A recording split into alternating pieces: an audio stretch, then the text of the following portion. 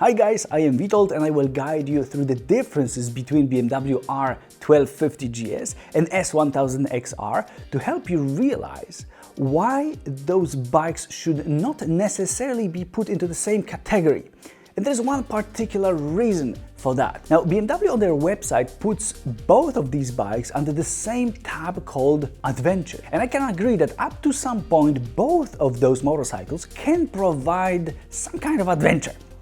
But so does BMW R1250 RT, for example. And it's not in this category for whatever reason, according to BMW. So I will make it more clear for you why S1000XR should perhaps not be there as well.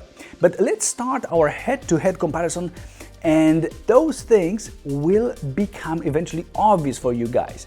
Now, beginning with styling, those bikes are not that entirely different. Sure, they do look very differently, but you see two large, rather tall motorcycles with fairly wide handlebars. Now, the GS has a noticeably wider handlebar, but for me, and I'm 1 meter 83 centimeters tall or 6 feet tall, both are super comfortable in terms of the position.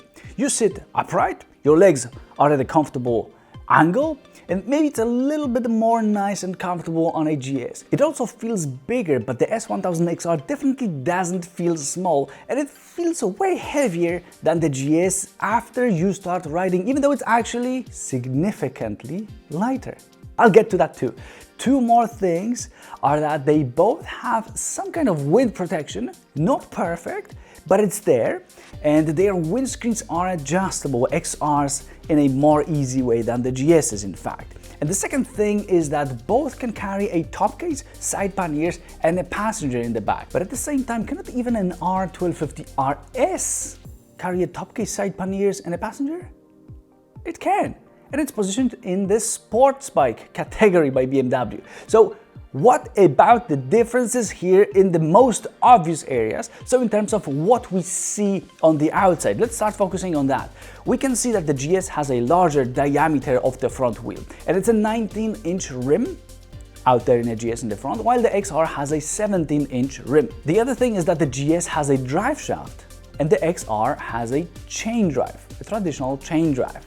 A chain drive is definitely not a perfect solution if you want to do a Euro trip and cover some kind of big distance like 3,000 kilometers in a week, as you will have to carry a pretty large can of oil or lubricant for the XR's chain, while the GS will only be stopping for fuel, and likely a bit less often anyway, as it's generally more fuel efficient. But that is not that important in a motorcycle, because fun and joy are more important, right? That's actually my theory. There can be two kinds of fun here, one per each motorcycle.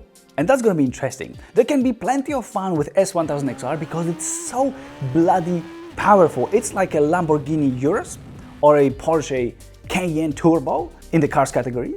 So it's big, comfortable, rather comfortable, looking like a hamster, but quick like a cheetah.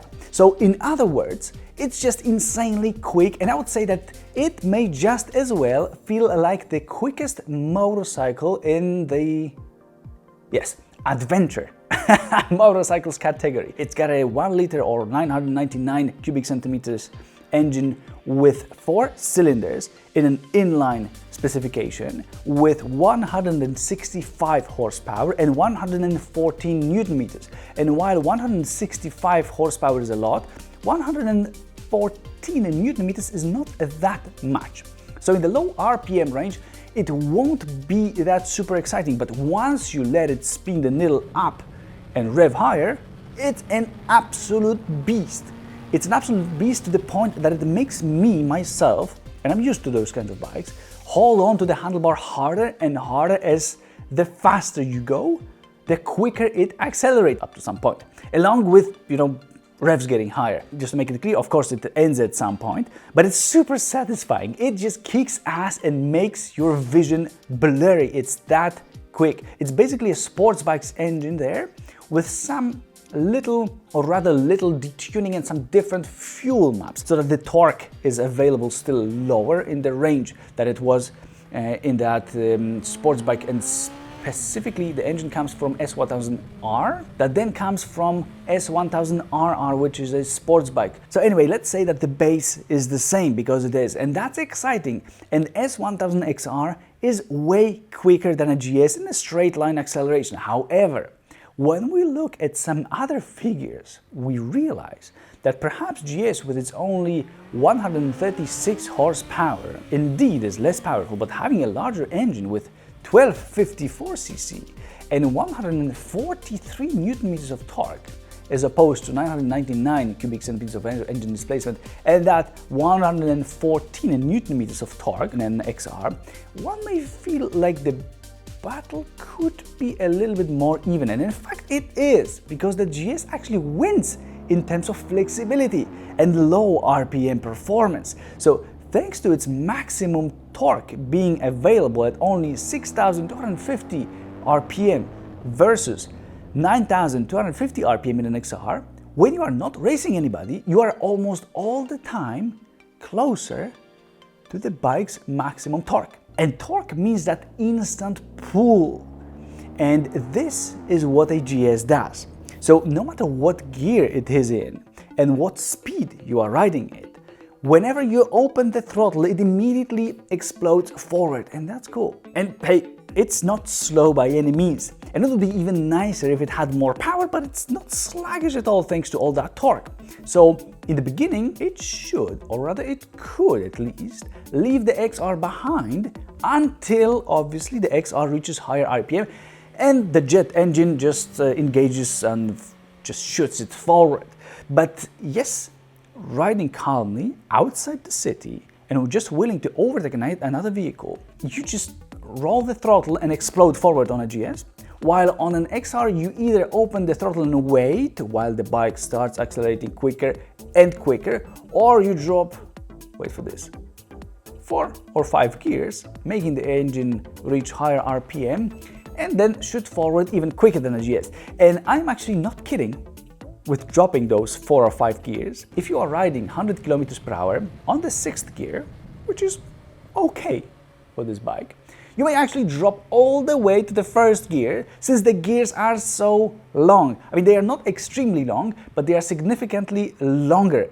And that's how 4-cylinder engines are, especially inline 4 cylinders, because we know that the Ducati Multistrada V4 with 4-cylinder engine in a V setup does not have such long gears. Now, the GS has a 2-cylinder boxer engine. That is the source of that almost electric engine-like torque. So they both have something, and they are both super impressive in the way they deliver power, but they do it differently and in different situations. The GS won't be as quick as the XR, but the XR won't be as explosive as a GS in the lower range, and it won't have that flexibility. In the city where the speeds are lower, the XR with its still long first gear might have more trouble gaining RPM, as it simply needs speed for that. So, you know the conclusion.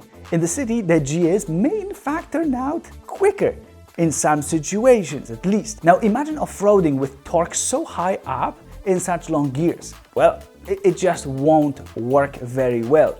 Also, 17-inch front wheel will also fall into more holes, I'm talking about the XR, and it will make the bike act in a less controllable way because of the size. And this is the point that I was leading to, that makes me question BMW's split of those bikes in terms of category, or rather putting them into the same category. S1000XR simply cannot go off the road while the GS can. And first of all, you cannot stand on its foot pegs, as the handlebar is lower than in a GS, and you would have to lean very much forward. I actually tried that with the previous S1000XR, and you can see that it doesn't look as it should.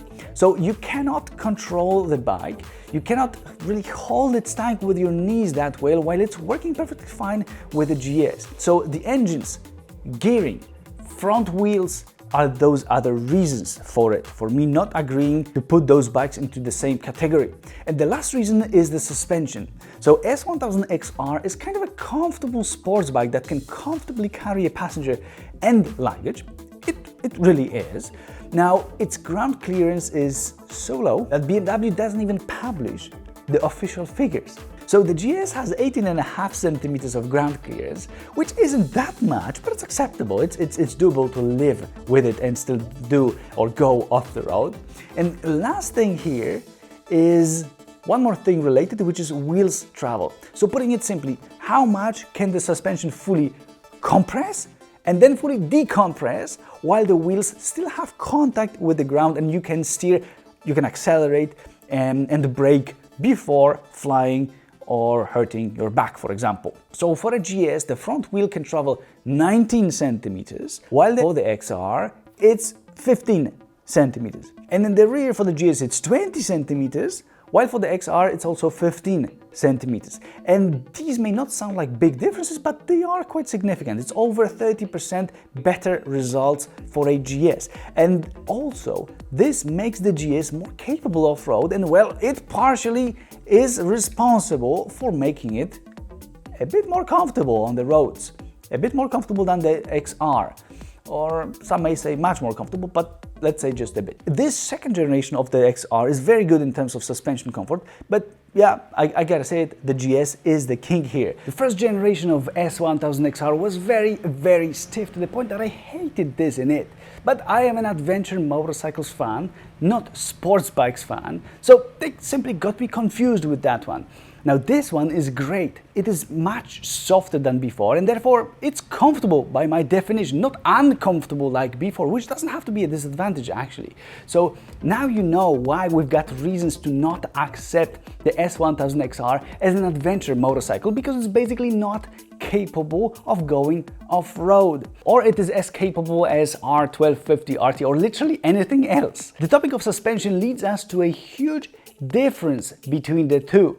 This is because traditionally for the GS, it's got famous BMW's telelever suspension that's unlike standard front suspension on pretty much all other bikes, except some single ones also from BMW like the mentioned RT.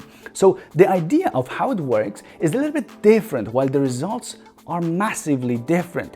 What is so special is that it super effectively prevents the front of the bike from diving when braking. And the front wheel travel is there, but the suspension doesn't move in the traditional way. So when the weight is being shifted forward when braking, the GS stays generally totally flat, giving you unbelievable amount of control, which in turn is super cool and enjoyable. It works and it delivers amazing fun from riding, and it also makes the whole bike feel so solid and easy to control. Now S1000XR has traditional front suspension. The GS, thanks to its two-cylinder boxer engine with those big cylinders sticking to the sides, it has a lot of the weight of those cylinders positioned horizontally instead of vertically up. So it's closer to the ground with a lot of weight. And guess what? Center of gravity is really low, even further helping the bike to stay neutral and be, I'm gonna say it, fantastically well balanced. It feels so light, it feels so easy and fun to ride that nothing can beat it. While the XR wins in terms of maximum performance and fun generated by that crazy engine, yeah, it does win despite the GS being flexible and having so much torque. Now the difference in maximum power is so big there that when you want that adrenaline, out of the two bikes, 9 times out of 10, you should likely ride an XR, and that is if we are talking about racing in a straight line. If you are going to be turning, however, then I believe you should get the GS. It handles way better, it feels much lighter, even though numbers say that it's 249 kilograms with fuel, while the XR is 226 kilograms with fuel.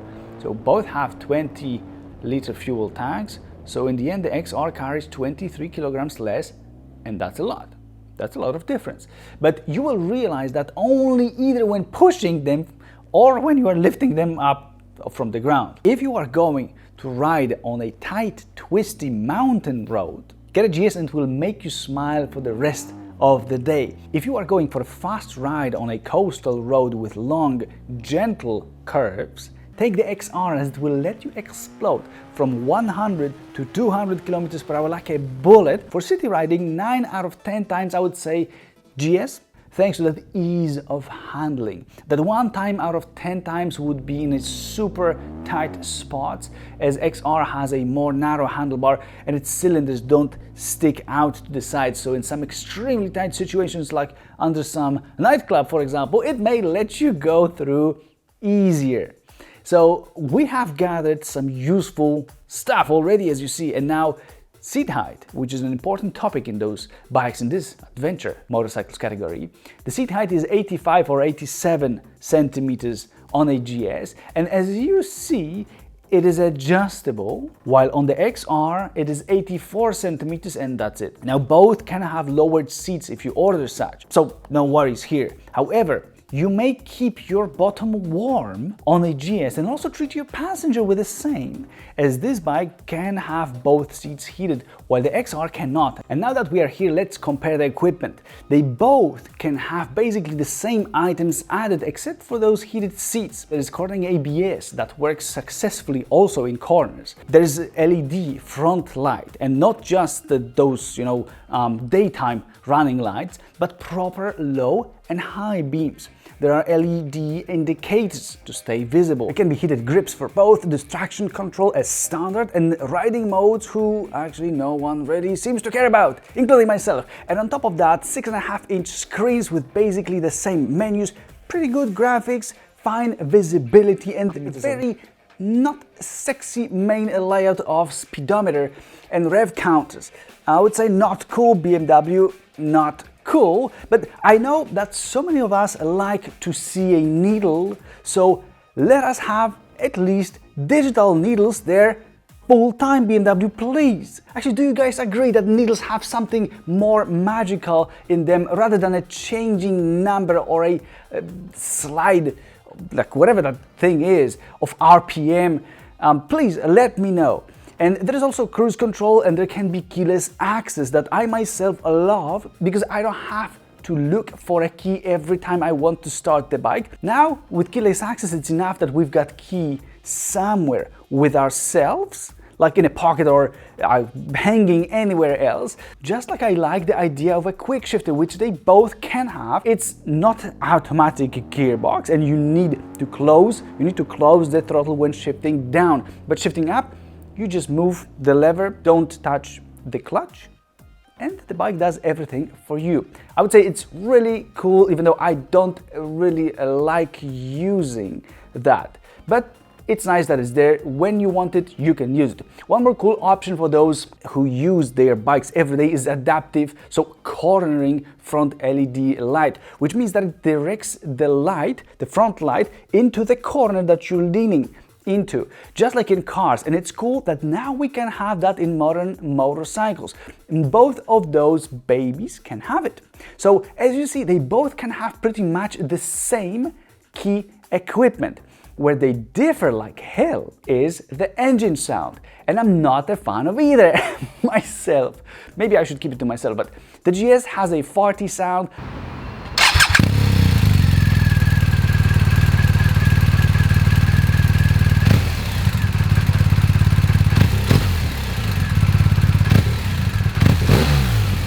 Like an old Polish Fiat 126p that had 2-cylinder engine, and it actually sounded like shit and it barely drove.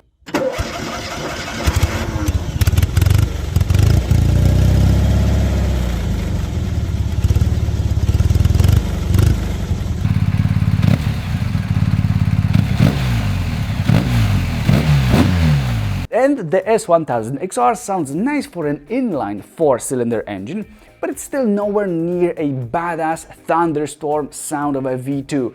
That is personal.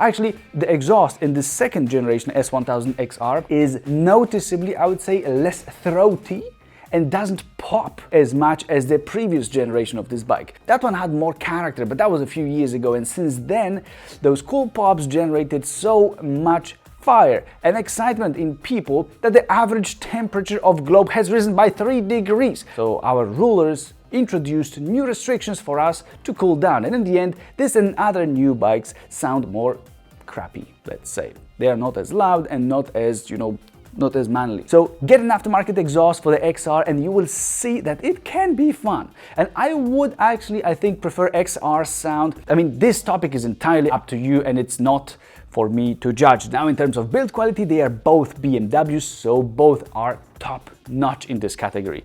All the materials are equally great, and there's that, that top level in the industry, in the motorcycle industry. Nobody builds as solid looking and as solid feeling motorcycles as BMW, in my opinion. They're just pleasant to deal with, no matter the model. So now we've gone through all the major differences, and so we know how different they really are. And those things may have not been that obvious. And if you are not crazily after the performance and you prefer comfort and ease and fun of just riding, then I would say get a GS. If you like to race supercars, you don't ride a lot in the city or on very, very twisted roads and want to have that extra kick up there in the range, you may like S1000XR more. Just make sure it's the second generation, unless you want a really stiff motorcycle that would try to break your spine. But then the first generation will be very successful at that, while being just as quick and actually sounding better than the second generation. And also make sure that you can fit into the XR's seat. And I've been seeing some comments saying that you either hate the seat or, well, you cannot fit literally into it.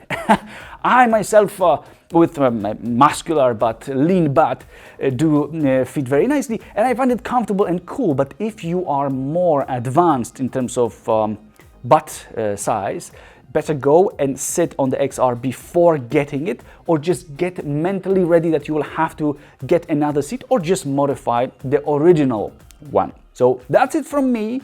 I'm curious which one you guys would choose or already have chosen and why. Please let me know, and see you soon.